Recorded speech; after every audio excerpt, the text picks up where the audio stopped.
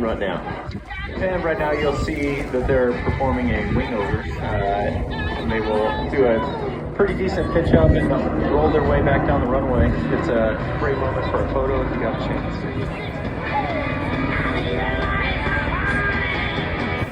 The MH-60 Romeo. Got a good view of the multi-mode radar, which is the big circular disc underneath the aircraft. The other aircraft is pulling back and climbing. The operator operating down the back.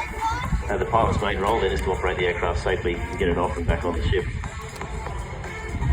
On the darkest, stormiest nights, we have a system on the back of the